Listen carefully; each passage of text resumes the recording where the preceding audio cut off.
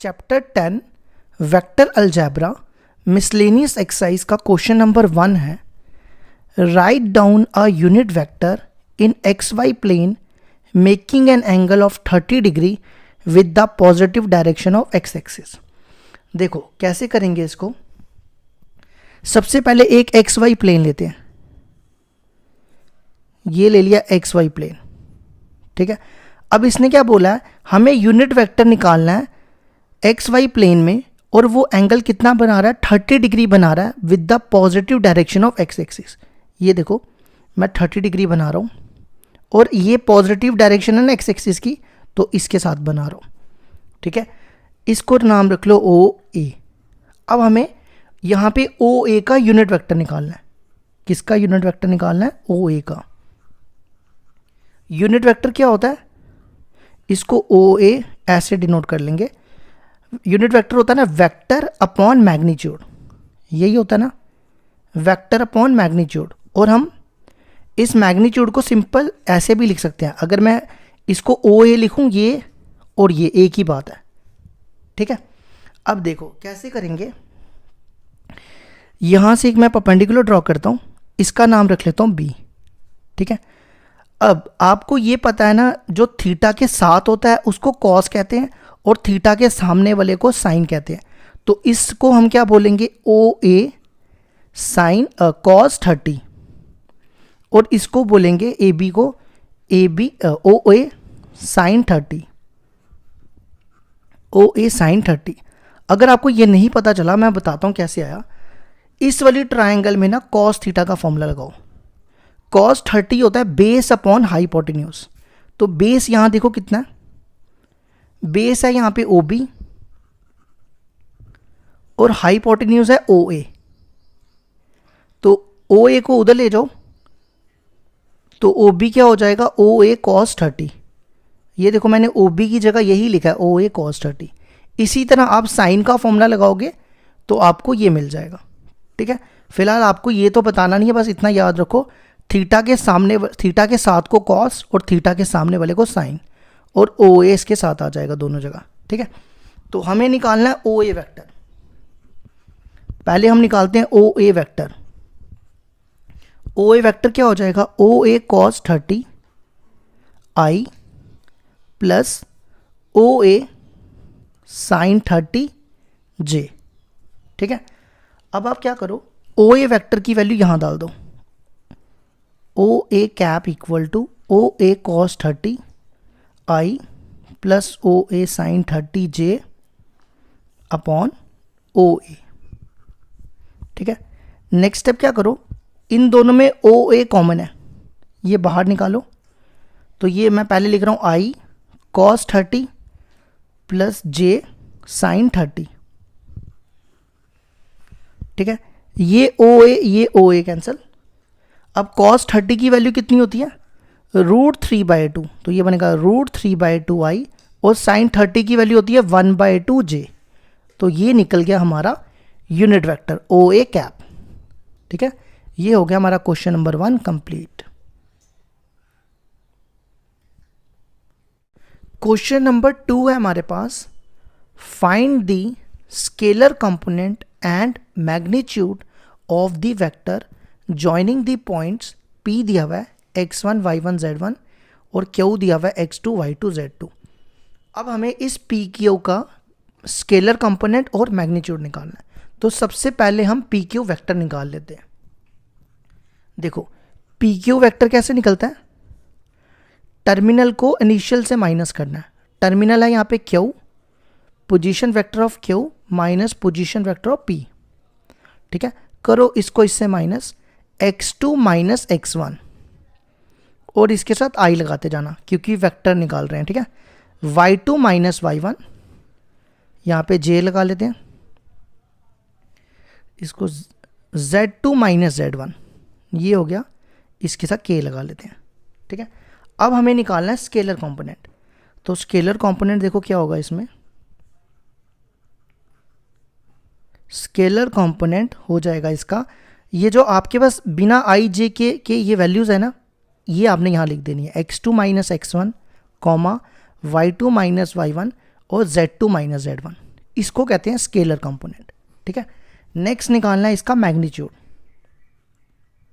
Magnitude किसका? P Q का, जिसको हम ऐसे भी डिनोट करते हैं या सिंपल पी क्यू भी लिख सकते हैं, ठीक है।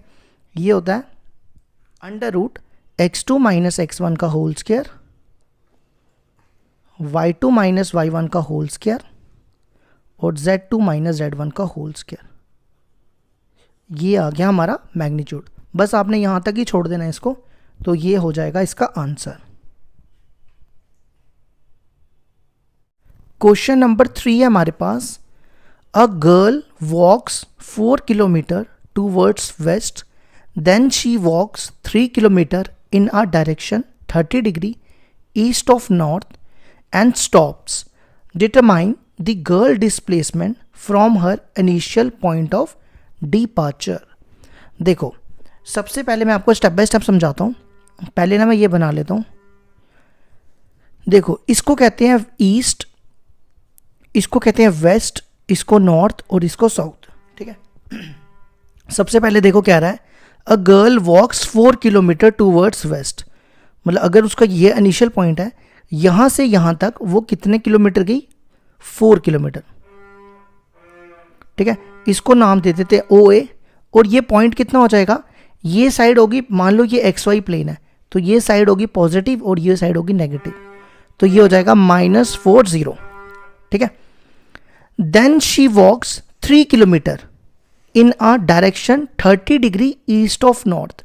उसके बाद क्या हुआ, वो 3 किलोमीटर चली ईस्ट ऑफ, डायरेक्शन उसकी क्या है? East of north. उसने कितना बनाया? 30 डिग्री। देखो, ये मान लो नॉर्थ है, ये यहाँ से चली और लेकिन ईस्ट ऑफ नॉर्थ और ईस्ट की तरफ मुड़ी और एंगल कितना बना रही थी? 30 डिग्री। ये हो गया हमारा ईस्ट ऑफ नॉर्थ, ठीक है। अब आगे पढ़ो। एंड स्टॉप, और यहाँ पे रुक गई वो, ये मान लो ये जगह यहाँ रुक गई, ठीक है। And stop, determine the girl displacement from her initial point of departure. देखो, ये उसका इनिशियल पॉइंट है और जहाँ पे वो रुकी हमें उसकी डिस्प्लेसमेंट निकालनी है, मतलब हमें फाइंड करना है OB वेक्टर। क्या फाइंड करना है? OB vector. देखो कैसे, ये यहाँ से चली थी, इसकी डायरेक्शन ये होगी, इसकी डायरेक्शन ये होगी और इसकी डायरेक्शन ये होगी, ठीक है। सबसे पहले ना मेरे को निकालना है OB, तो मैं यहाँ पे ट्रायंगल लॉ यूज करूंगा। इन ट्रायंगल AOB क्या हो जाएगा? ट्रायंगल लॉ कहता है कि जिनका सेम ऑर्डर है वो दोनों प्लस होके वो थर्ड साइड के इक्वल होगी। देखो, इन दोनों का सेम ऑर्डर है, तो ये आएगा OB vector equal to OA plus AB, यही होगा ना। OB वेक्टर इक्वल टू, अब देखो OA कितना है? 4 किलोमीटर, लेकिन इस साइड ये होता है नेगेटिव, तो ये हो जाएगा -4 और ये x एक्सिस की डायरेक्शन को कहते हैं I, तो ये हो जाएगा -4I, ठीक है। और J इसका Y, देखो Y इसका 0 है, तो सिर्फ -4I हो जाएगा। अब हमें निकालना है AB, तो अब हमें सारा काम जो भी करना है ना AB के लिए करना है, ठीक है। अब देखो, ये पूरा एंगल कितना होगा? ये पूरा एंगल ये 90 होगा ना, तो 90 में से 30 गए, ये हो जाएगा 60, ठीक है।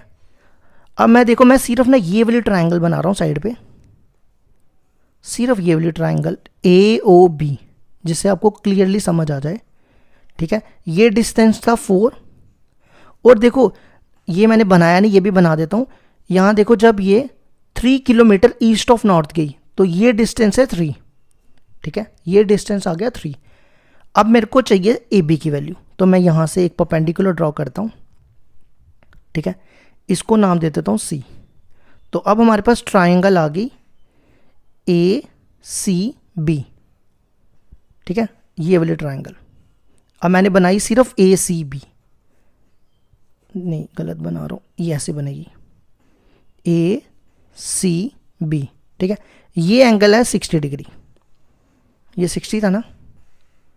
अब देखो, मैंने अभी आपको बताया था अगर थीटा के साथ एंगल हो, थीटा के साथ वाले एंगल को क्या कहते हैं? और ये याद रखना 3 है, ठीक है। ये है डिस्टेंस 3। थीटा के साथ वाले को कहते हैं ए बी, थीटा के साथ वाले को कॉस कहते हैं ना, तो ये हो जाएगा ए बी कॉस 60। तो ये हो जाएगा ए बी कितना, 3 कॉस 60, और थीटा के सामने वाले को कहेंगे साइन, तो ये हो जाएगा 3 साइन 60। अगर आपको ये नहीं समझ आया तो देखो, इस ट्राइंगल से ना कॉस 60 की वैल्यू निकालो। कॉस होता है बेस अपॉन हाइपोटेन्यूज, तो बेस देखो कितनी है, बेस है हमारी AC और हाइपोटेन्यूज है 3। तो मैंने देखो ये क्या किया, ये 3 इधर ले जाओ, तो AC आ जाएगा 3 cos 60, वो मैंने यहाँ लिखा। इसी तरह साइन का लगाओगे तो वो 3 sin 30 आ जाएगा। तो AB वेक्टर देखो क्या हो जाएगा, AB वेक्टर हो जाएगा 3 cos 60i plus 3 cos 60i plus 3 sin 30 60j। ठीक है, तो यही चीज़ मैं यहाँ लिख रहा हूँ, AB वेक्टर इक्वल टू, आप यहाँ लिख लेना, थोड़ा यहाँ शो कर देना, ये है हमारा 3 cos 60, ये तो सारा रफ वर्क है ना, थोड़ा यहाँ शो कर देना, और ये है हमारा 3 sin 60। तो AB वेक्टर हो जाएगा 3 cos 60 प्लस, और ये हो जाएगा 3 sin 60। अब cos 60 होता है, और यहाँ पे ij भी लगा देना, ij। cos 60 कितना होता है, cos 60 होता है 1/2, और sin 60 होता है √3/2। तो AB वेक्टर आ गया 3/2i प्लस 3√3/2j। अब AB की वैल्यू यहाँ डाल दो, तो हमारी OB डिस्प्लेसमेंट आ जाएगी।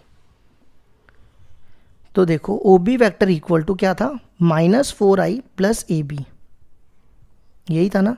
यहाँ पे AB की वैल्यू डालो, वो ये है 3/2i प्लस 3√3/2j।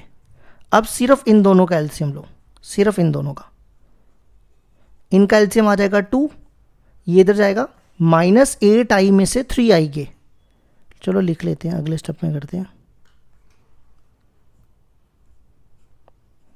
ठीक है, तो कितना बचेगा, -5i upon 2 plus 3√3/2/3j।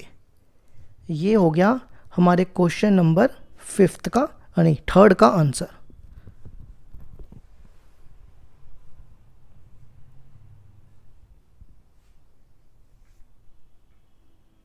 Question number 4 है हमारे पास, if A vector equal to B vector plus C vector, then is it true that magnitude of A equal to magnitude of B plus magnitude of C, justify your answer. देखो कहता है अगर दो vector का सम A के बराबर है तो क्या उनका मैग्नीट्यूड भी उस A वेक्टर के बराबर होगा। तो एग्जांपल लेके चेक करते हैं। सबसे पहले लेट कर लो A वेक्टर इक्वल टू, कुछ ऐसा बनाएंगे कि वो B प्लस C के बराबर है। ठीक है, देखो मैं ऐसा ले रहा हूँ 2i plus 3j plus 4k।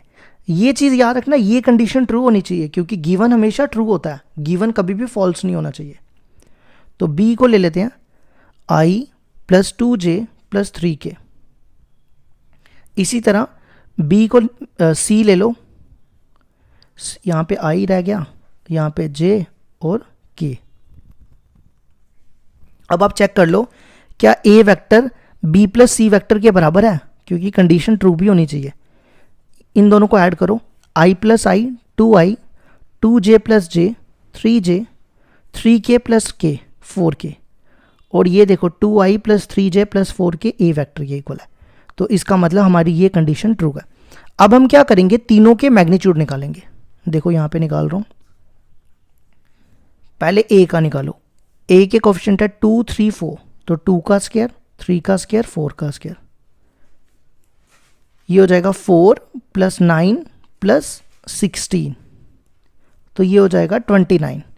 29 का रूट ना मैंने कैलकुलेटर से पहले का निकाल के रखा हुआ है, वो आता है 5.385। ठीक है, अब इसी तरह हम B का निकालते हैं। B के लिए देखो क्या करेंगे, I का कोफिशिएंट 1 2 3, इन तीनों का स्क्वायर कर दो। ठीक है, ये कितना हो जाएगा 9 प्लस 4 प्लस 1, वो हो गया कितना 14, और 14 का रूट भी मैंने पहले से निकाला हुआ है, वो आता है 3.741। इसी तरह सी का निकालो अब। सी कहाँ पे, ये ना, ये तीनों का कोफिशिएंट 1 1 है, तो 1 का स्क्वायर 1 का स्क्वायर 1 का स्क्वायर, वो हो जाएगा √3। √3 का स्क्वायर होता है 1.732। ठीक है, अब हमें ये देखना है क्या ये इसके बराबर आता है। तो देखो सबसे पहले हम magnitude of B plus magnitude of C को ऐड करते हैं। मैग्नीट्यूड ऑफ बी की वैल्यू देखो कितनी है, 3.741 और 1.732। आप इनको प्लस करो, कितना हो जाएगा, ये आ जाता है 5.473। ठीक है, देखो ये दोनों बराबर नहीं आए ना, तो is not equal to magnitude of A. तो हम यहाँ पे आपने यहाँ लास्ट में लिखना है hence magnitude of A is not equal to magnitude of B plus magnitude of C. तो ये हो गया हमारा क्वेश्चन नंबर 4 का प्रूफ, कह लो कुछ भी कह लो।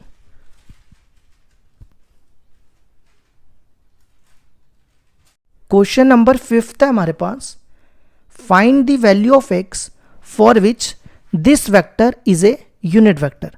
अब ये वेक्टर हमें क्या दिया हुआ है, यूनिट वेक्टर। यूनिट वेक्टर होता है जिसका मैग्नीट्यूड 1 हो।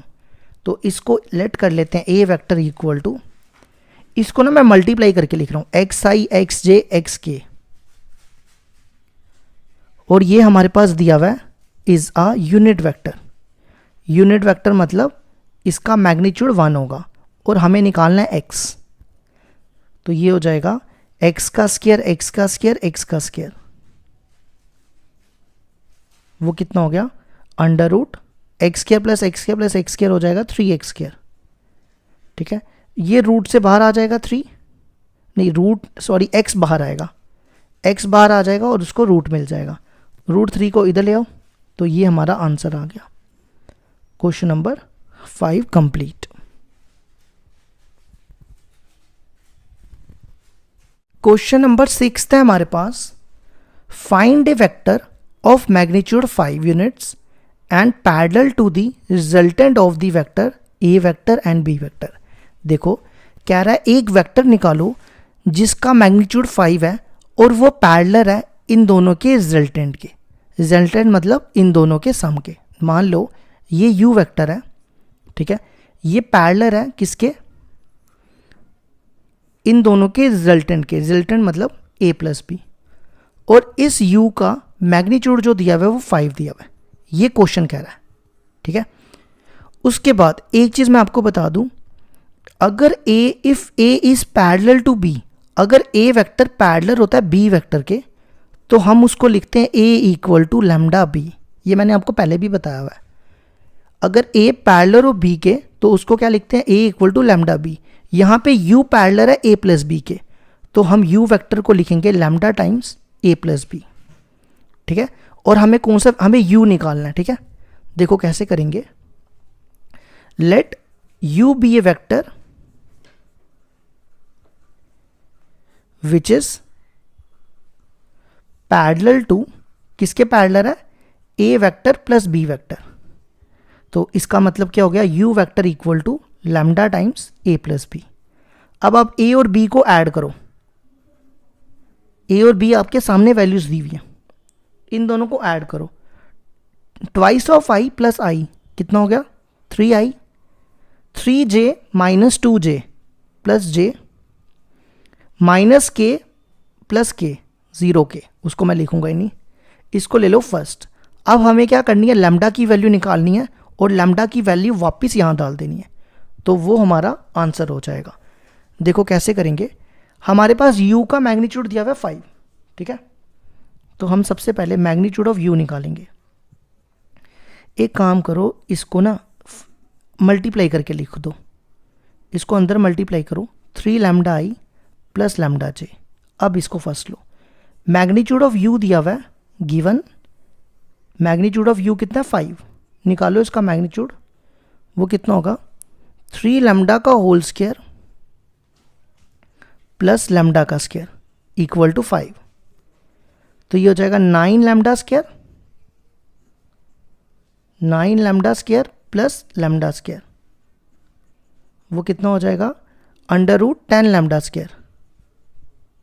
इसको रूट से बाहर निकालो, ठीक है। तो लैम्डा की वैल्यू कितनी आ गई 5/√10। लैम्डा की वैल्यू कितनी आ गई 5/√10। इसको रैशनलाइज करो √10 को, ये बनेगा √10/√10। तो ये हो जाएगा 5√10 अपॉन ये कितना हो जाएगा 10। तो ये इससे कैंसिल हो जाएगा, ये आ जाएगा √10/2, ठीक है। लैम्डा की वैल्यू आ गई √10/2, वो आप यहाँ पे डाल दो फर्स्ट में। इसके बाद मैं यहाँ से कर रहा हूँ लैम्डा की वैल्यू √10/2 फर्स्ट इक्वेशन में डाल दो, इन इक्वेशन 1। तो u वेक्टर हो जाएगा, देखो क्या आएगा u वेक्टर, लैम्डा की वैल्यू यहाँ डाल रहा हूँ 3√10/2i, फिर लैम्डा j है, लैम्डा की वैल्यू √10/2j। ये आ गया हमारे क्वेश्चन नंबर 6 का आंसर।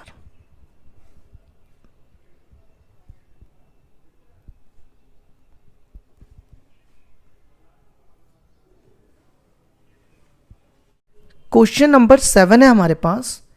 ए वेक्टर दिया हुआ है, बी वेक्टर दिया हुआ है, सी वेक्टर दिया हुआ है। यूनिट वेक्टर निकालना है जो पैरेलल हो इसके 2a - b + 3c। अभी मैंने आपको क्वेश्चन नंबर 6 में बताया था ना, अगर 2 वेक्टर्स पैरेलल हो तो a = λb हो जाता है। तो इस बार होगा, अगर यूनिट वेक्टर को u लेता हूं तो u = λ टाइम्स दिस वेक्टर। देखो कैसे, let u be a unit vector which is parallel to the vector, किसके पैरेलल है, twice of i a - b + 3c। तो क्या बनता है उस केस में, that is u vector = λ times ये वाला पूरा वेक्टर, ठीक है। अब हम क्या करेंगे, यहां पे a b c की वैल्यू डालेंगे। देखो a की वैल्यू है हमारे पास i + j + k, तो मैं इसको 2 से मल्टीप्लाई करके डालूंगा, ये बनेगा 2i + 2j + 2k। फिर है नेक्स्ट -b, b की वैल्यू ये है, माइनस से मल्टीप्लाई करूंगा, -2i + j - 3k प्लस अब 3c, अब c को 3 से मल्टीप्लाई करेंगे, c ये रहा ना, 3 से करो मल्टीप्लाई इसको, 3i - 6j + 3k, 3i - 6j + 3k। तो u वेक्टर आ जाएगा लैम्डा टाइम्स, ये देखो i वाले ये और ये कैंसिल, तो सिर्फ बचा 3i। अब j वाले देखो कहाँ पे है, ये और ये, 2j + j, 3j में से 6j के -3j। अब k वाला 2k 3k, ये तो कैंसिल ही हो गया, तो सिर्फ 2k बचा। इसको लेते हैं फर्स्ट इक्वेशन। अब हमें निकालनी है लैम्डा की वैल्यू। किसकी वैल्यू निकालनी है, लैम्डा की वैल्यू, और लैम्डा की वैल्यू निकाल के वापस यहाँ डालनी है। अब देखो u क्या, यूनिट वेक्टर है ना, यहाँ पे देखो लिखा है फाइंड ए यूनिट वेक्टर। यूनिट वेक्टर होता है जिसका मैग्नीट्यूड 1 हो। क्या हो, ऐसा वेक्टर जिसका मैग्नीट्यूड 1 हो। तो मैग्नीट्यूड u का निकालो, u का मैग्नीट्यूड ये बनेगा 3λ का होल स्क्वायर प्लस इसको लैम्डा से मल्टीप्लाई करो -3λ का होल स्क्वायर, फिर इसको लैम्डा से प्लस 2λ का होल स्क्वायर। ये मैंने इसका मैग्नीट्यूड निकाल दिया = 1। ये बनेगा 9λ² प्लस 9λ² प्लस 4λ²। तो ये कितना हो जाएगा, ये क्या हो जाएगा 9 + 8 18 22λ² = 1। ये रूट तो 22 में ही रहेगा और लैम्डा रूट से बाहर आ जाएगा, और लैम्डा की वैल्यू यहाँ से आ जाएगी 1/√22। अब आपने क्या करना है, ये लैम्डा की वैल्यू यहाँ डाल देनी है। तो देखो अब क्या करने लगा हूँ, लैम्डा की वैल्यू किस में डाल रहा हूँ, फर्स्ट में, पुट लैम्डा इन 1। u वेक्टर = लैम्डा की वैल्यू है 1/√22 फिर 3i minus 3j plus 2k। ये हो गया हमारा क्वेश्चन नंबर 7 कंप्लीट।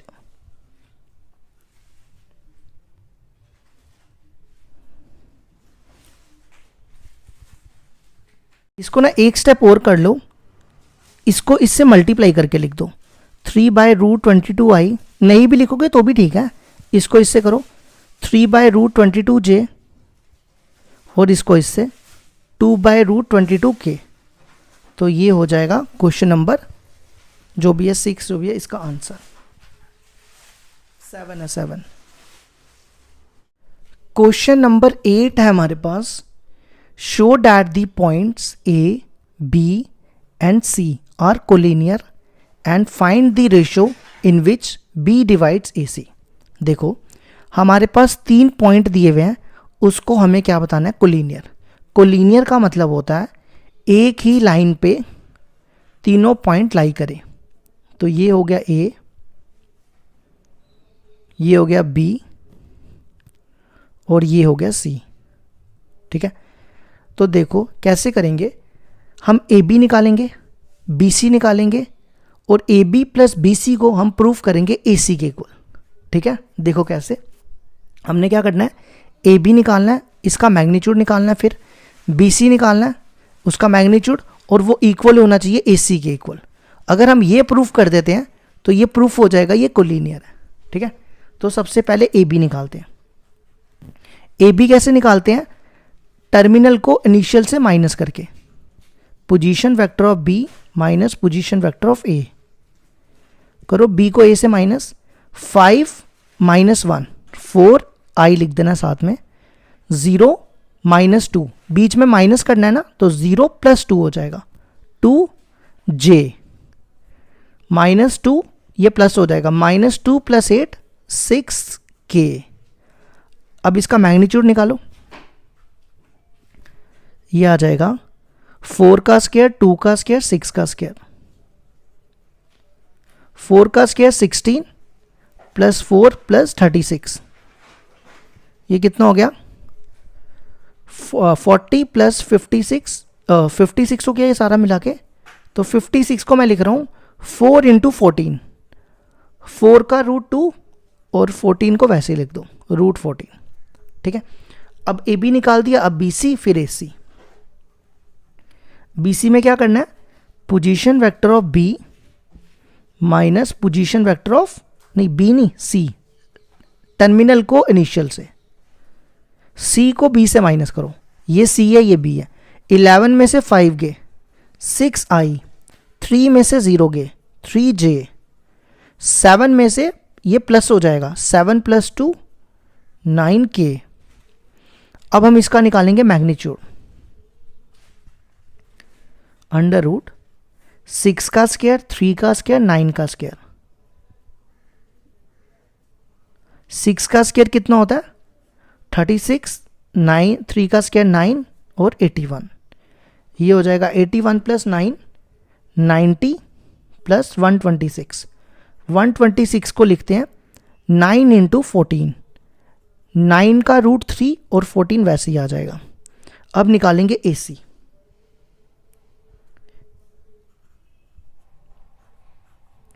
AC को पहले AC वेक्टर निकालना पड़ेगा ना। AC में क्या करना है, C को A से माइनस करो, C को A से माइनस, ये C है ये A है। 11 में से 1 गया 10, I लिख देना साथ में, 3 ये प्लस हो जाएगा 3 प्लस 2 5j, 7 ये प्लस हो जाएगा 7 प्लस 8 15k। अब हम निकालेंगे इसका मैग्नीट्यूड, ये आ जाएगा 10 का स्क्वायर, 5 का स्क्वायर, 15 का स्क्वायर। 10 का स्क्वायर 100, 5 का स्क्वायर 25 और 15 का स्क्वायर 225, ये हो जाएगा 350। 350 को हम लिख सकते हैं 25 इंटू 14, वो हो जाएगा 5√14। ठीक है, अब हम क्या करेंगे, AB प्लस BC करेंगे, AB vector plus BC vector equal to, AB देखो क्या दिया हुआ है 2√14 और BC 3√14। ये हो जाएगा 2√14 प्लस 3√14, 5√14, और 5√14 किसके बराबर है? AC के, तो इक्वल टू AC। तो हेंस पॉइंट्स क्या हो जाएंगे? Points are collinear. ये तो हो गया एक पार्ट। अभी इसने दूसरा पार्ट भी है इसमें, आप क्वेश्चन पढ़ो फिर से। क्वेश्चन देखो क्या कहता है, find the ratio in which B divides AC। अब हमें रेशियो निकालनी है, ठीक है। ये तो आपने वैसे 10th में भी किया हुआ है, 11th में भी किया हुआ है, फिर भी मैं करा देता हूँ आपको। ये A मान लो, ये B मान लो, ये C मान लो, और ये पॉइंट है 1 - 2 - 8, 5 0 - 2 11 3 7। हम रेशियो मान लेते हैं K:1, ठीक है। तो let the ratio K:1 in which B divides AC। अब आपको सेक्शन फॉर्मूला याद है ना 10th वाला, वही सेक्शन फॉर्मूला मैं यहाँ यूज़ करने लगा। तो ये बनेगा हमारे पास x, सेक्शन फॉर्मूला होता था ये, x = mx2 + nx1 / m + n। अब ये होता है x1, ये होता है x, ये होता है x2, ये होता है m, और ये होता है n। तो आप सबकी वैल्यूज़ इसमें डालते जाओ। पहले x की जगह 5, m देखो कितना है k, x2 11, n 1, x1 1 / m + n k+1। अब इसको क्रॉस मल्टीप्लाई, ये बनेगा 5k और 5 1 = 5 = 11k + 1, ठीक है। अब k वाले को एक तरफ करो और इनको एक तरफ, ये एक तरफ 5 - 1 और इसको इधर ले जाओ, ये बचेगा 4 = 6k। तो k की वैल्यू कितनी हो जाएगी? 4/6। तो रेशियो आ जाएगी, रेशियो इज 2/3 आया, रेशियो इज 2:3। तो ये हो गया हमारा क्वेश्चन नंबर 8 कंप्लीट।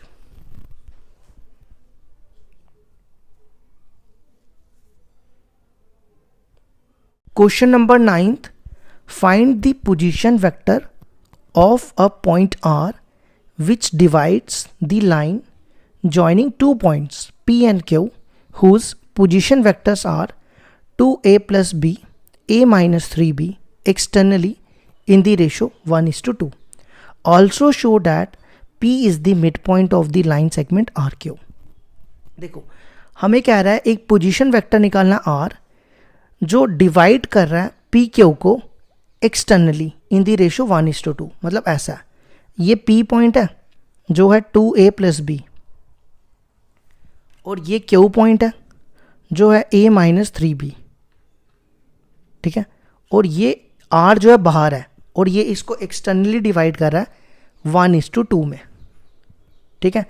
तो आपको मैंने सेक्शन फॉर्मूला बताया था ना, वो वाला MB - NA / M - N। तो ये फॉर्मूला हम यहाँ पे यूज़ करेंगे, ठीक है। ये हो जाएगा M, ये हो जाएगा N, ये हो जाएगा पूरा A, और ये पूरा B। सिर्फ आपको यहाँ वैल्यूज़ डालनी है और आंसर आ जाएगा। तो आप यहाँ थोड़ा सा लिख लो, लेट R डिवाइड्स PQ इन दी रेशो, या ऐसे लिखो एक्सटर्नली इन दी रेशो 1:2, ठीक है।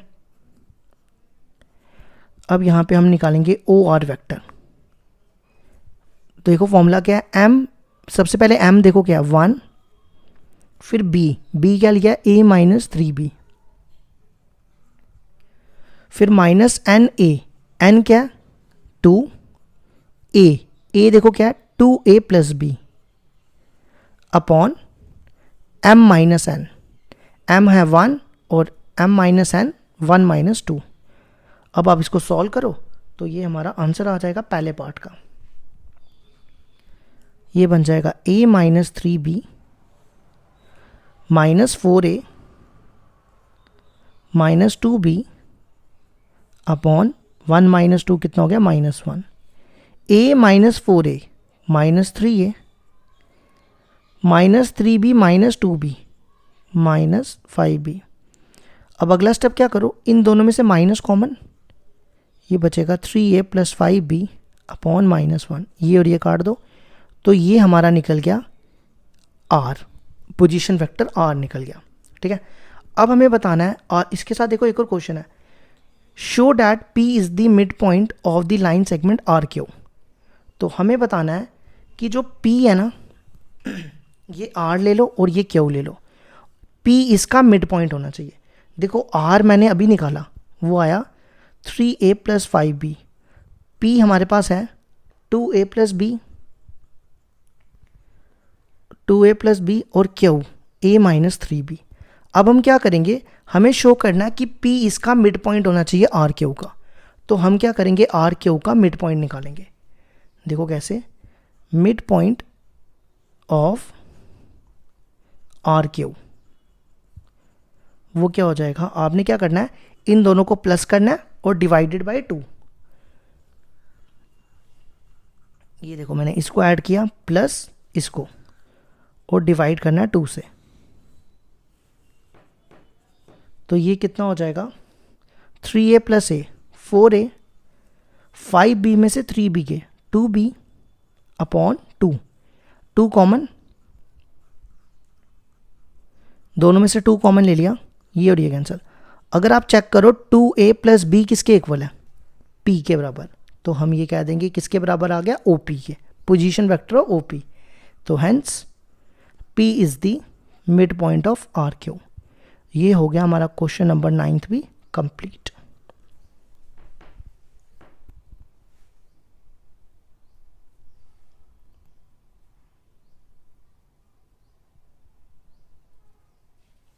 क्वेश्चन नंबर 10 है हमारे पास, the 2 adjacent side of a parallelogram are this and this. हमारे पास 2 एडजेसेंट साइड दी हैं पैरेललोग्राम की, हमें यूनिट वेक्टर निकालना है जो पैरेलल हो डायगोनल के। ठीक है, देखो ये मान लो पैरेललोग्राम है, ठीक है, ये होती है एडजेसेंट साइड, ये दी है हमारे पास a vector equal to 2i + 4j + 5k। ठीक है, और इसी तरह दूसरी दी हुई है b vector equal to i - 2j - 3k। ठीक है, अब ये पैरेलल है, ये डायगोनल, देखो पैरेललोग्राम का डायगोनल क्या कहता है, पैरेललोग्राम लॉ ऑफ वेक्टर कहता है कि जो इनकी एडजेसेंट साइड है, जो सेम ऑर्डर में है, उन दोनों का रिजल्टेंट होता है a + b। ये कहता है पैरेललोग्राम लॉ ऑफ वेक्टर। अब ये कह रहा है यूनिट वेक्टर किसकी है, पैरेलल है डायगोनल के। देखो let u be a unit vector, अब वो किसके पैरेलल है, which is parallel to diagonal. Diagonal क्या है यहाँ पे, a वेक्टर + b वेक्टर। ठीक है, अब जैसे हमने क्वेश्चन नंबर 6 और 7 किया था ना, बिल्कुल वैसे ही करेंगे। अगर a पैरेलल होता है b के, तो क्या रिलेशन बनता है, a = λb बनता है ना ये। अब u पैरेलल है a + b के, तो बनेगा u vector equal to lambda times a + b। इसको ले लो फर्स्ट, नहीं अभी नहीं। ठीक है, अब हम यहाँ पे क्या करेंगे, a + b की वैल्यू डालेंगे। a वेक्टर और b वेक्टर है ये हमारे पास, इन दोनों को प्लस कर लो, a और b को, 2i + i 3i, 4j और 2j -6j + 5k - 3k 2k। इसको ले लो फर्स्ट। ठीक है, अब u दिया हुआ है यूनिट वेक्टर, यूनिट वेक्टर होता है जिसका मैग्नीट्यूड क्या हो, 1।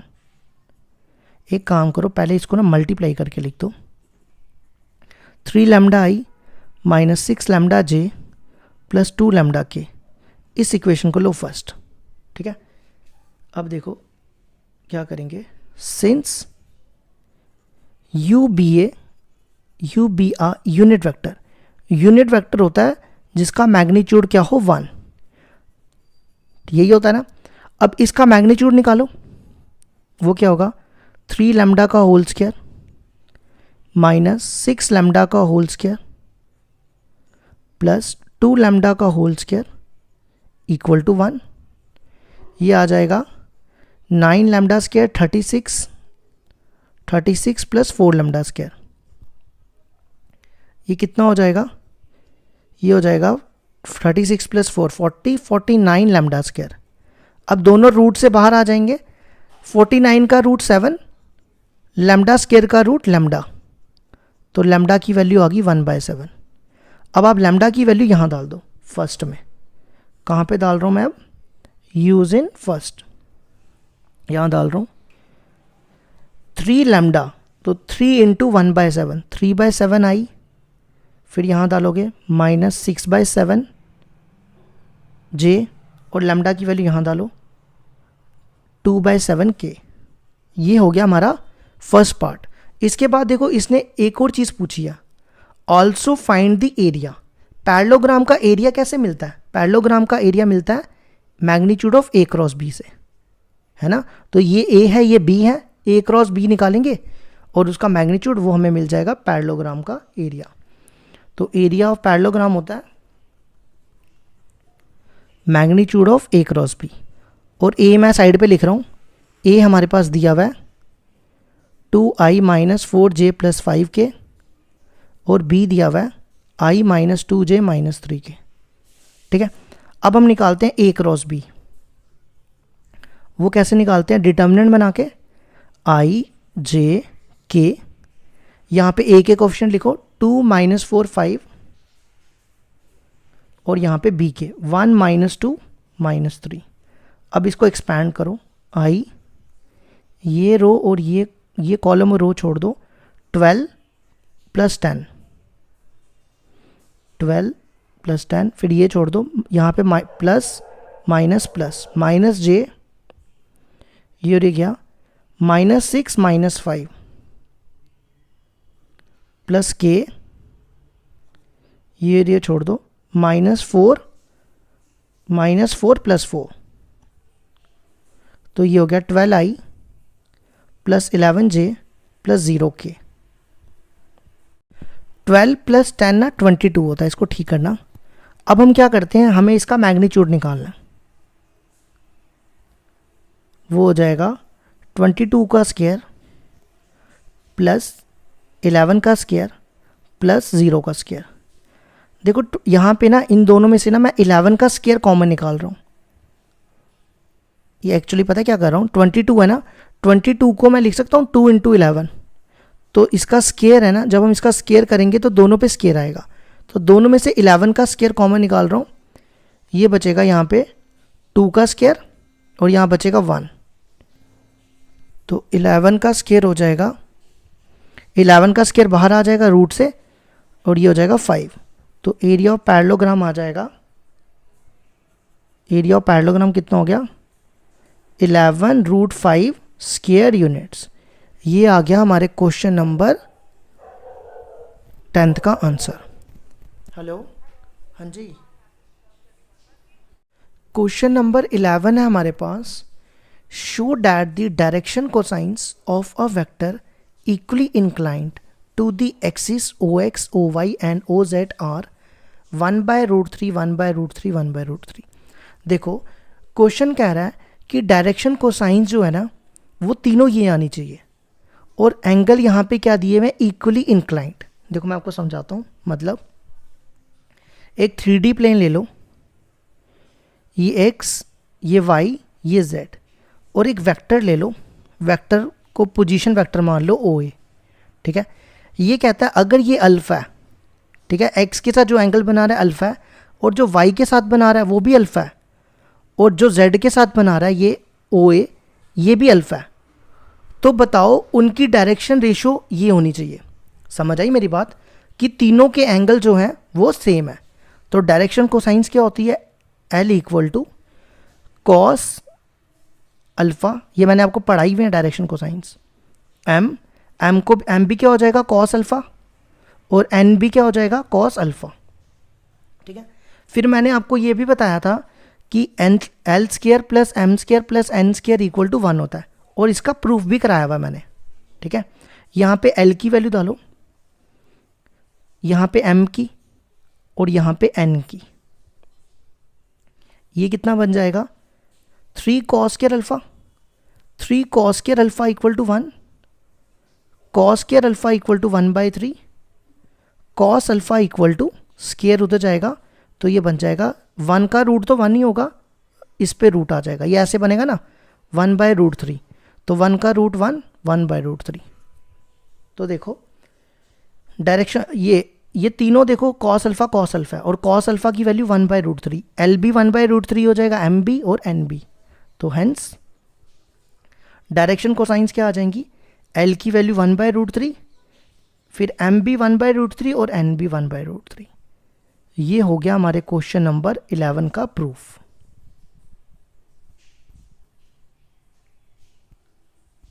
क्वेश्चन नंबर 12 है हमारे पास, let a equal to this vector, b equal to this vector and c equal to this vector. Find a vector d which is perpendicular to both a vector and b vector and c dot d equal to 15। देखो हमारे पास a b c दिया हुआ है, हमें vector निकालना है d perpendicular है a के और d परपेंडिकुलर है b के, और तीसरी कंडीशन है कि c dot d equal to 15। देखो कैसे करेंगे, लेट कर लेते हैं d इक्वल टू, d को कोई वेक्टर मान लेते हैं xi प्लस वाई जे प्लस जेड के, b अ वेक्टर, हमें यही वेक्टर निकालना है, याद रखना, ठीक है। अब देखो यहां पे कंडीशन क्या है, d किसके परपेंडिकुलर है, d is perpendicular to a vector and b vector. अब आपको ये तो पता है ना, if two vectors are perpendicular, अगर दो वेक्टर परपेंडिकुलर होते हैं तो उनके बीच का डॉट प्रोडक्ट 0 होता है। If a and b are perpendicular vectors then a dot b equal to 0। तो d यहाँ पे क्या, परपेंडिकुलर, ये मैंने गलती से पैरेलल लिख दिया था, d है परपेंडिकुलर a के, तो मतलब d dot a equal to 0। d perpendicular है b के, तो मतलब d dot b equal to 0, ठीक है। और तीसरी कंडीशन दी है c dot d equal to 15। अब हम क्या करेंगे, इन तीनों कंडीशन से x y z की वैल्यू निकालेंगे, ठीक है। तो d की वैल्यू यहां लिखो, फिर यहां पे a की वैल्यू, देखो आपके सामने है, i plus 4j plus 2k, इन दोनों के बीच का डॉट प्रोडक्ट करो, i को i से ये बनेगा x, फिर j को j से ये बनेगा 4y, और k को k से ये बनेगा 2z। ये आ गई हमारी एक इक्वेशन, ठीक है। इसी तरह d डॉट b करो, d की वैल्यू हमारे सामने है, और यहां पे b की वैल्यू डालो, b की वैल्यू देखो क्वेश्चन में पढ़ो, 3i minus 2j plus 7k, minus 2j plus 7k equal to 0। और इसी तरह ना मैं यहाँ पे c डॉट d की वैल्यू भी डाल देता हूँ, c की वैल्यू है 2i minus j plus 4k, और डॉट d की वैल्यू xi प्लस वाई जे प्लस जेड के। इसको ना हम बाद में लिखेंगे, यहाँ पे इतनी स्पेस नहीं है, इसको ऐसे ही रखो अभी। अब इन दोनों का डॉट प्रोडक्ट करो, इसको इससे, ये बनेगा 3x minus 2y plus 7z equal to 0। इस इक्वेशन को ले लो फर्स्ट और इस इक्वेशन को ले लो सेकंड, ठीक है। अब आपने क्रॉस मल्टीप्लिकेशन मेथड तो पढ़ा होगा ना 10th क्लास में। क्रॉस मल्टीप्लिकेशन मेथड क्या कहता था, सॉल्विंग फर्स्ट एंड सेकंड। मैं यहाँ पे फर्स्ट इक्वेशन लिख रहा हूँ और यहाँ पे सेकंड, ठीक है। अब क्रॉस मल्टीप्लिकेशन मेथड में आप क्या करते थे, इन दोनों को सॉल्व करने के लिए यहाँ लिखते थे x अपॉन, यहाँ लिखते थे माइनस वाई अपॉन, यहाँ लिखते थे z, यही करते थे ना। तो जब आपने x की साइड निकालनी है, इसको छोड़ दो, तो x के जो कोफिशिएंट है ना उनको क्रॉस में मल्टीप्लाई करो। 4 7 जा 28, बीच में रखना है माइनस, ये देखो 4 7 जा 28 और इसको इससे मल्टीप्लाई करना है, ये बनेगा खाली कोफिशिएंट को 2 इंटू माइनस 2 माइनस 4, तो यहाँ पे माइनस पहले का, ये प्लस 4 हो जाएगा। अब y को छोड़ दो, आपको दिख रहे हैं ना, जो दिख रहे हैं उनको मल्टीप्लाई करो, इसको और इसको मल्टीप्लाई, इसका कोफिशिएंट है 1, 1 इंटू 7 7, और यहाँ देखो y का छोड़ा मैंने, तो इसको मल्टीप्लाई 3 2 जा 6 और बीच में माइनस। अब z का केस, इसको छोड़ दो, जो कोफिशिएंट दिख रहे हैं उनको मल्टीप्लाई करो। इसका कोफिशिएंट है 1, 1 इंटू -2, -2 माइनस इसको इससे, 4 3 ज़ा 12, ठीक है। और मैं ना इसको किसी कांस्टेंट के इक्वल रख रहा हूँ, मान लो मैंने इन तीनों को रख दिया लैम्डा के इक्वल, तो ये हो जाएगा 32 लैम्डा, 32, ये हो जाएगा 1, ये हो जाएगा -14 इक्वल टू लैम्डा। अब आप इसको और इसको कंपेयर करो, इसको इन दोनों को भूल जाओ, ठीक है। तो x की वैल्यू क्या आ जाएगी, देखो अगर मैं इन दोनों को छोड़ दूं, x की वैल्यू आ जाएगी 32 लैम्डा, समझ आई। अब इसको और इसको छोड़ दो, तो y की वैल्यू कितनी, ये देखो ऐसा होगा ना, तो y की वैल्यू ये इधर आएगा, ये इधर, y की वैल्यू माइनस लैम्डा। अब z को इनको छोड़ दो, तो z की वैल्यू कितनी हो जाएगी, -14 लैम्डा, ठीक है। इसको ले लो थर्ड इक्वेशन।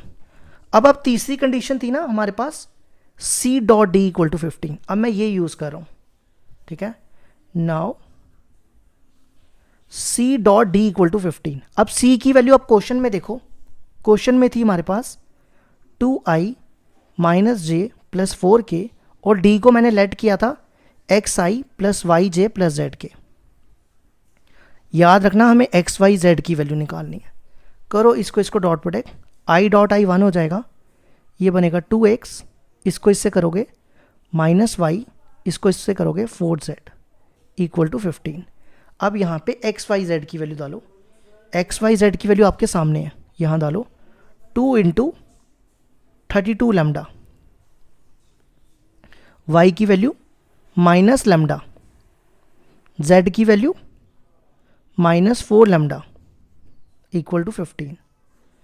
ये कितना हो जाएगा, 64 lambda plus lambda -16 lambda equal to 15। ये बचेगा 65 में से 16 के 14 lambda equal to 15, lambda equal to 15 upon 14, 49। ये कटेगा 5 के टेबल से 5/7, ठीक है। अब आपने लास्ट स्टेप बस करना है, अब ज़्यादा नहीं रह गया। देखो x की वैल्यू है 32 लैम्डा, लैम्डा की वैल्यू है 5/7, करो दोनों को मल्टीप्लाई, 32 इंटू 5 160/7। अब y की वैल्यू माइनस लैम्डा, लैम्डा की वैल्यू 5/7। अब z -4 लैम्डा, लैम्डा की वैल्यू 5/7। नहीं ये,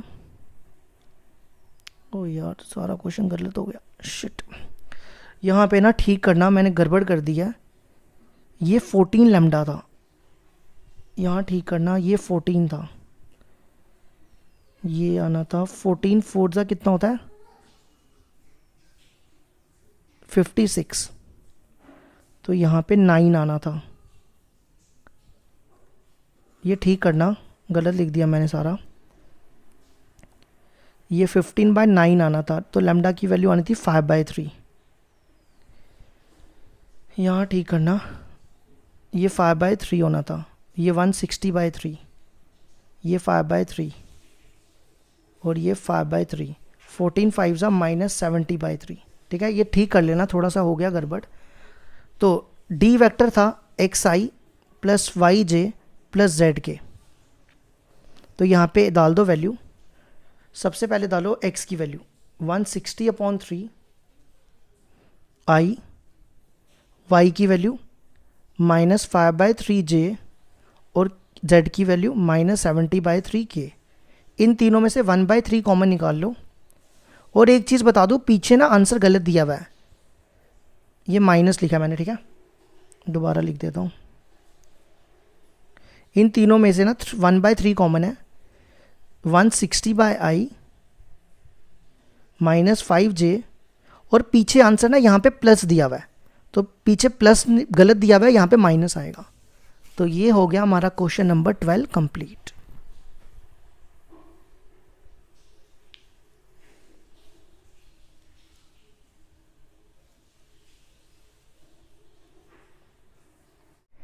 The scalar product of the vector I plus j plus k with a unit vector along the sum of vectors this vector and this vector is equal to 1, find the value of lambda.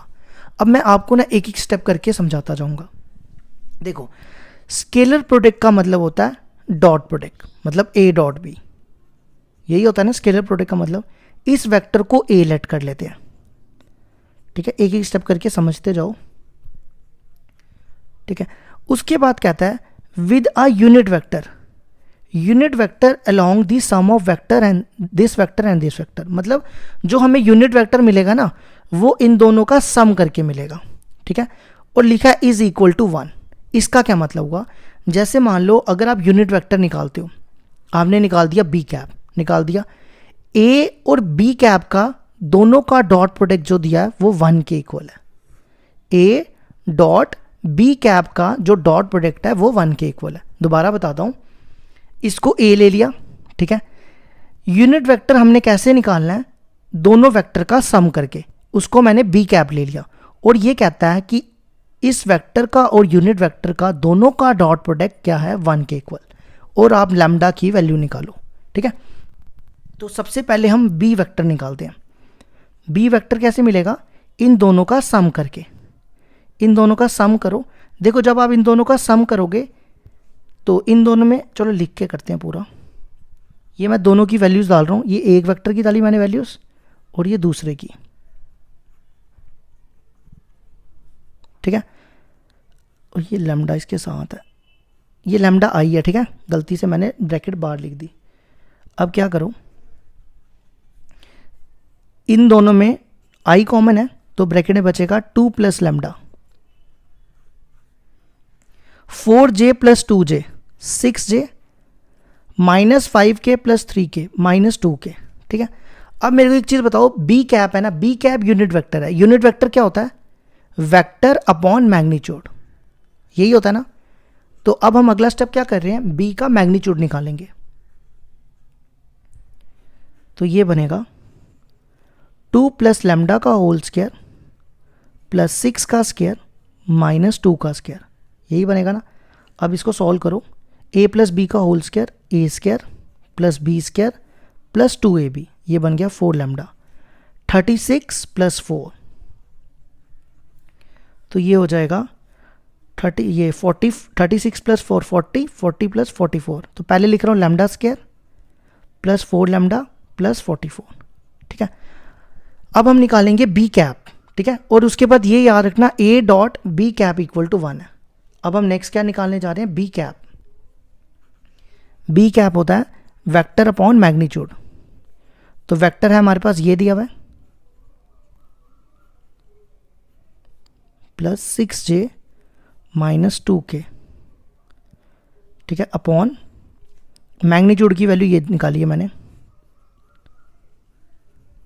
ठीक है, अब आ जाओ वही वाली condition, a dot b cap equal to, according to question क्या दिया हमारे पास, a dot b cap equal to 1. ठीक है, तो हमारे पास a देखो क्या है, a है i प्लस जे प्लस के.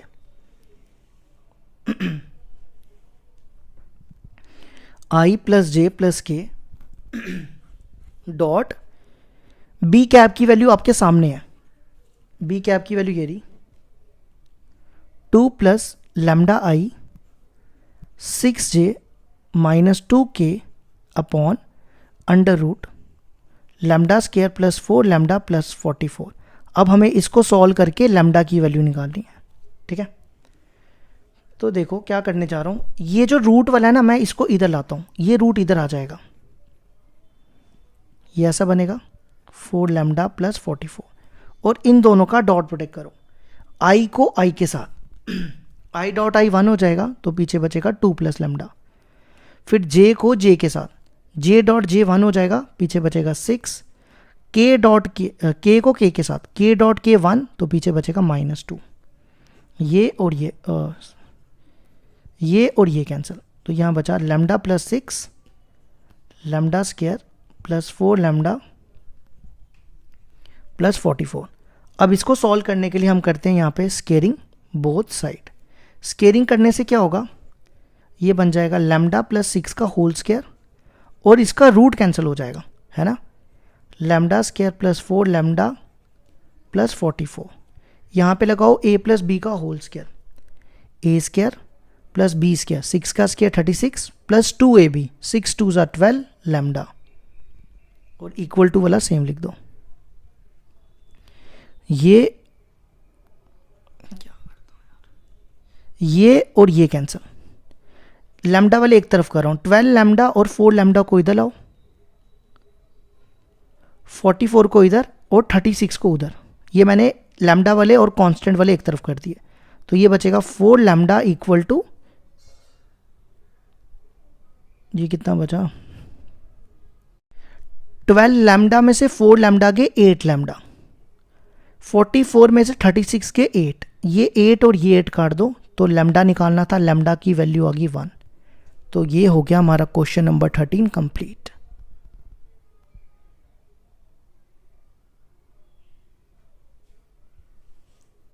क्वेश्चन नंबर 14 है हमारे पास, if A B C are mutually perpendicular vectors of equal magnitude, show that the vectors a plus B plus C is equally inclined to A vector, B vector and C vector.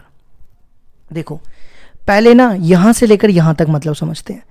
A B c mutually perpendicular, mutually perpendicular का मतलब होता है कि इन तीनों का जो dot product है वो जीरो के इक्वल है।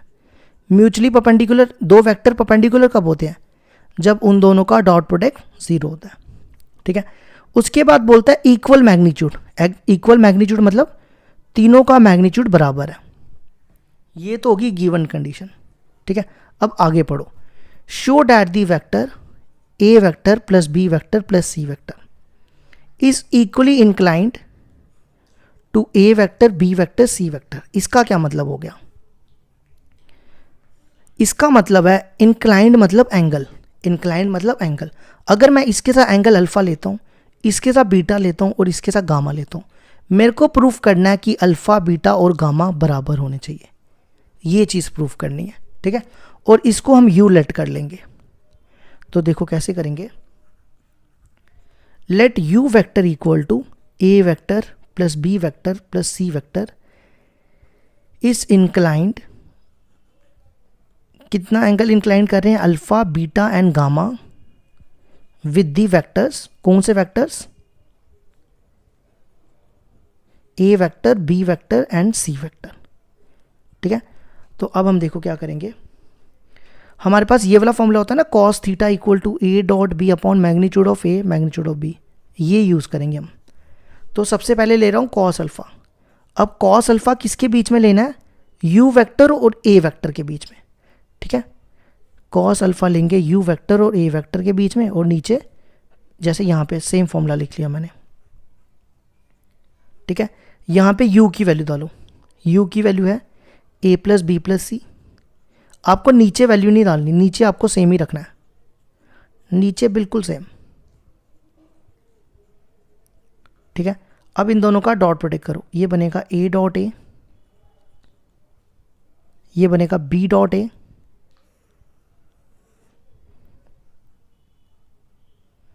और ये बनेगा c dot A upon magnitude of you magnitude of A, ठीक है। यहाँ लिख रहा हूँ मैं कॉस अल्फा। ए डॉट ए क्या होता है, ए डॉट ए को हम मैग्नीट्यूड ऑफ ए का स्क्वायर भी लिख सकते हैं, ठीक है, प्लस बी डॉट ए, देखो ए डॉट बी की वैल्यू है 0, तो बी डॉट ए भी 0 ही होता है, वेक्टर डॉट प्रोडक्ट में कॉमोडेटिव होता है।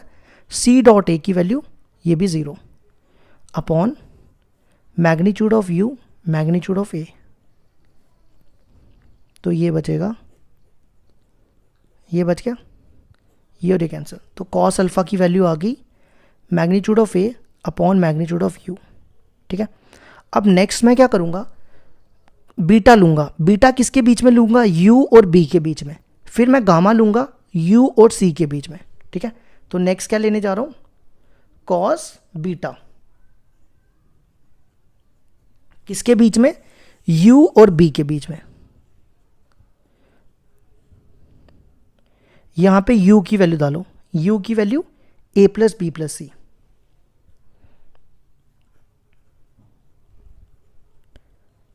Dot b upon magnitude of you magnitude of b. अब इसको इससे डॉट प्रोडक्ट करो, ए dot B plus B dot B plus c dot b upon magnitude of you magnitude of b. ठीक है, अब ए डॉट बी की value देखो और सी डॉट बी की वैल्यू मैंने यहाँ पे लिख देता हूँ। ये जो गिवन कंडीशन है ना, मैं यहाँ लिख देता हूँ, हमारे वैसे भी काम आने वाली है। A dot b dot c और सी डॉट ए, ये तीनों किसके बराबर हैं? 0 के बराबर। और दूसरी कंडीशन है कि magnitude of A magnitude of b और मैग्नीट्यूड ऑफ सी तीनों बराबर है। ठीक है, अब ए डॉट बी की वैल्यू 0, बी डॉट बी को हम क्या लिख सकते हैं? मैग्नीट्यूड ऑफ बी का स्क्वायर। सी डॉट बी की वैल्यू, बी डॉट सी और सी डॉट बी सेम होते हैं, वो भी 0 upon magnitude of you magnitude of b. ठीक है, तो कॉस बीटा आ जाएगा मैग्नीट्यूड ऑफ बी का square upon magnitude of you magnitude of b. ये और ये कैंसिल, तो कॉस बीटा आ गया magnitude of b upon magnitude of u. अब मैग्नीट्यूड ऑफ बी की वैल्यू देखो किसके बराबर है? ए के इक्वल, तो इसको मैं लिख दूंगा magnitude of A upon magnitude of you. तो कॉस बीटा आ गया magnitude of A upon magnitude of you. अगर आप देखो कॉस बीटा और कॉस अल्फा सेम आ गया है ना। तो इसी तरह अब हम निकालेंगे कॉस गामा। तो आप उसको सिमिलरली भी करके लिख सकते हो, अगर आप निकालना चाहते हो तो निकाल देते हैं। गामा किसके बीच में होगा? यू और सी के बीच में। ठीक है, तो आप इसको ना पूरा सॉल्व कर लेना, मैं डायरेक्ट लिख देता हूँ। ये आ जाएगा मैग्नीट्यूड ऑफ सी का square upon magnitude of you magnitude of C. ये और ये कट जाएंगे, और मैग्नीट्यूड ऑफ सी किसके बराबर है? मैग्नीट्यूड ऑफ ए के बराबर। तो देखो तीनों बराबर आ गए। कॉस गामा भी क्या आ गया? Magnitude of A upon magnitude of you. तो देखो अल्फा बीटा और गामा तीनों बराबर है, तो कॉस है cos alpha equal to cos beta. यहाँ लिख लेना, इसको फर्स्ट ले लेना, इसको फर्स्ट, इसको सेकंड और इसको थर्ड। तो अब लिख लेना from first second and third cos alpha equal to cos beta equal to cos gamma, alpha equal to beta equal to gamma. Hence last line लिख लेना जो क्वेश्चन से देख के, hence the vector a plus B plus C is equally incline to vector A B and C. तो ये हो गया हमारा क्वेश्चन नंबर 14 भी। क्वेश्चन नंबर 15 है हमारे पास, prove that a plus B dot A plus B equal to magnitude of A square plus magnitude of B square if and only if A B are perpendicular given a is not equal to 0 b is not equal to 0। देखो ये condition हमें given the है और हमें proof करना है a B are perpendicular. A b कब perpendicular होता है? जब a dot B equal to 0। ठीक है, तो देखो कैसे करेंगे। गिवन है हमारे पास a plus B dot A plus B equal to magnitude of A square magnitude of B square, और हमें टू प्रूफ क्या करना है? टू प्रूफ करना है हमें a comma b are perpendicular. That is, इसके लिए हमें क्या प्रूफ करना है?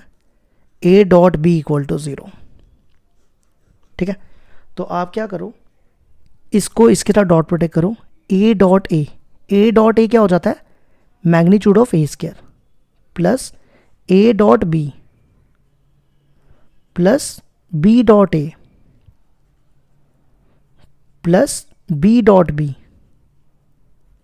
Equal to magnitude of A square plus magnitude of B square. ये और ये कैंसिल, और ये मैग्नीट्यूड ऑफ बी, इसको भी बी का स्क्वायर लिख दो। बी डॉट बी भी मैग्नीट्यूड ऑफ बी स्क्वायर होता है। ये और ये कैंसिल, तो ए डॉट बी और बी डॉट ए सेम होता है, तो ये बन जाएगा 2a dot B equal to 0। तो 2 इधर आ जाएगा, तो देखो ये हो गया हमारा a dot B equal to 0। लेकिन अभी इसमें एक और चीज़ करनी है, वो क्या? याद रखना, जब भी लिखा हो ना इफ़ एंड ओनली इफ़, तो आपको कन्वर्ट्स भी करना होता है। क्या करना होता है? कन्वर्ट्स। अब आपने जो गिवन लिया था ना, वो हमें प्रूफ करना है, और जो हमने प्रूफ किया वो गिवन हो जाएगा। तो अब अभी हमने प्रूफ किया था ना ए बी आर परपेंडिकुलर, वो गिवन हो जाएगा। Given a comma b are perpendicular, that is हमारे पास गिवन है कि a dot B equal to 0। तो हमें प्रूफ करना है, ये चीज़ हमें प्रूफ करनी है। अब ये गिवन ली थी ना, A plus B dot A plus B equal to magnitude of A square plus magnitude of B square. ये हमें क्या करना है, प्रूफ करना है। तो हम क्या करेंगे, इसकी LHS लेंगे, उसको RHS के इक्वल प्रूफ करेंगे। तो LHS है हमारी A plus B dot A plus B, इन दोनों का डॉट प्रोडक्ट करो, ए dot A magnitude of A square plus A dot B plus B dot A plus B dot B, वो हो जाएगा मैग्नीट्यूड ऑफ बी का स्क्वायर। अब A, ये हो गया, ए डॉट बी और बी डॉट ए दोनों सेम होता है, तो ये 2 टाइम्स ए डॉट बी। अब ए डॉट बी की वैल्यू देखो क्या दी हुई है, ये गिवन था ना हमारे पास, वो है 0। तो अगर आप देखो ये RHS आ गई, magnitude of A square plus magnitude of B square. देखो ये देखो, magnitude of A square plus magnitude of B square, ये आ गई हमारी RHS। तो हेंस प्रूव्ड। ये हो गया हमारा क्वेश्चन नंबर 15 कंप्लीट।